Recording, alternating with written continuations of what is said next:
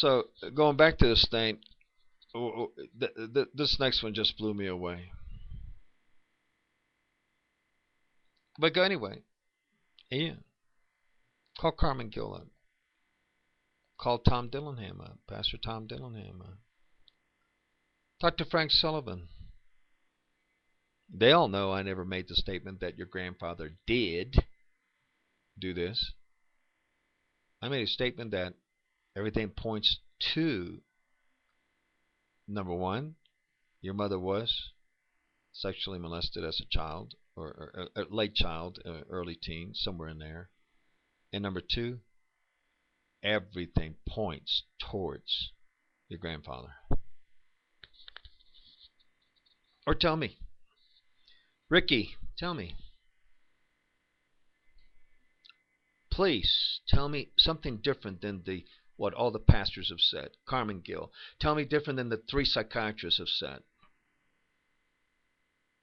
You're over there at the mission in Minneapolis. Tell me. Tell me something different from my nightmare. Okay, let's keep going. So what is this thing? Well, the male psychiatrist is the one that the gentleman, it's been, like I said, gosh, all these people, when they start to hear the story, they just wanted to hear more. I mean, they just couldn't believe it. Anyway, the male psychiatrist, he says to me, James, okay, I'm going to tell you something about, I'm going to make a statement to you so that you understand, and I want you to see if you understand what I'm saying. I go, okay, that's fine. And he said, James, your father-in-law did not kick you out of the house with your wife. I said, what? What in the hell are you talking about? Of course he did. I was there. I said, James, your wife's father did not kick you out of the house. Listen, he kept at it at least a minute to two. Same statement. I kept saying, what are you talking about? I was there. It was him. He was there, and the mother's right there next to him, etc. What are you talking about? That he didn't kick me out. He sure as hell did. I said, no, James, he didn't. I said, no. And listen, I got so, excuse the word, pissed off. I was yelling at him on the phone. Don't tell me that he didn't kick me out. I was there. He kicked me out. He kicked me out. What are you talking about? I said, no, James, he didn't. He said, James, I'm trying to get you to see something. I said, I don't know what you're talking about. What are you trying to get me to see? You're telling me that her father didn't kick me out? I was there. He kicked me out. I said, no. He didn't kick you out. This went on for I don't know how long. It felt like an eternity. 2, 3, 4 minutes. 2, 3, 4 minutes. And then he said, James, you don't see it, do you? I said, I don't know what you want me to see, because you're telling me that her father didn't kick me out, and I was there with my wife, who decided to stay with him, take sides with him like she always did during our marriage, and the mother's there, and he kicks me out of his condo. Listen, finally said, James, you're not going to see it. I'm going to point it out to you, and then you'll see it immediately. I said, okay.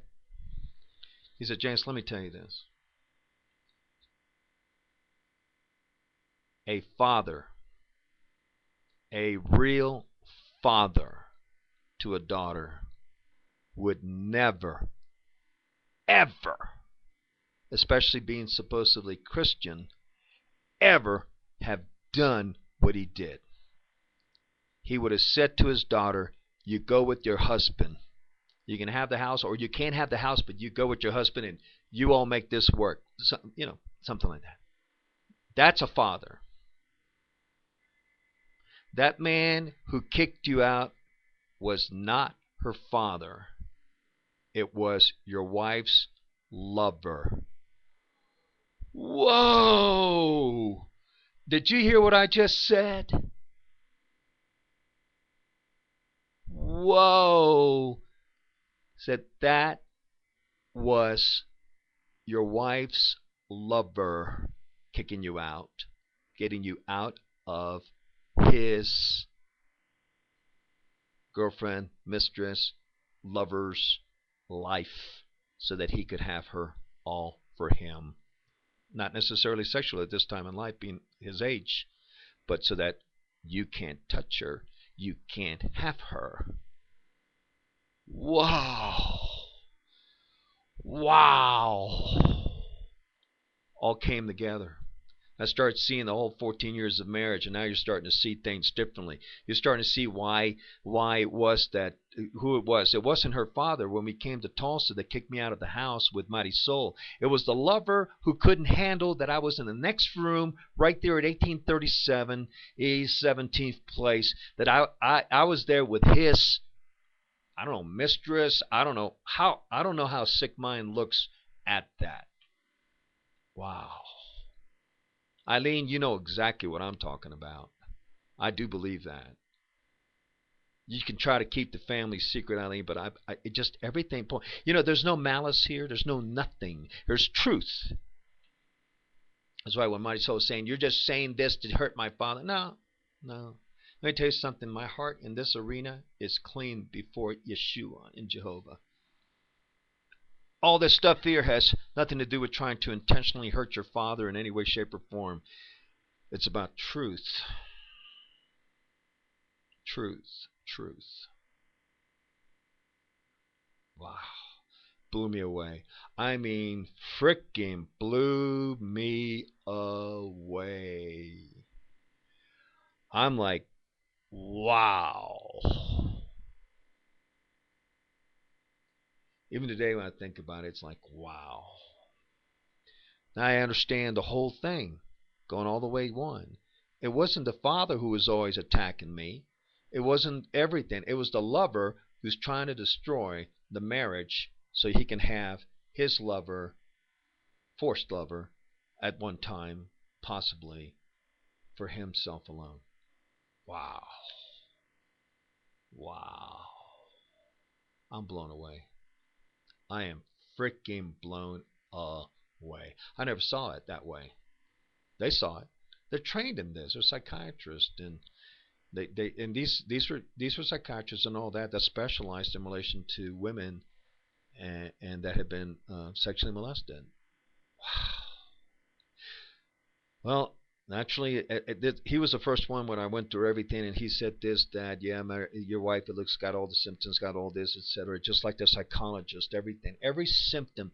The psychologist at Rape Center told me that Mighty Soul had every characteristic and symptom, not 8 out of 10 or whatever number they are, not 6 out of them, not 60%, but every symptom of a woman that had been sexually molested was prevalent in her life.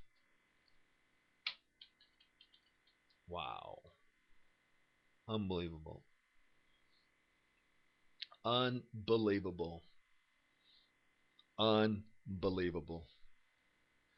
It's all starting. It was all starting to come together for me. It's like it's like a puzzle.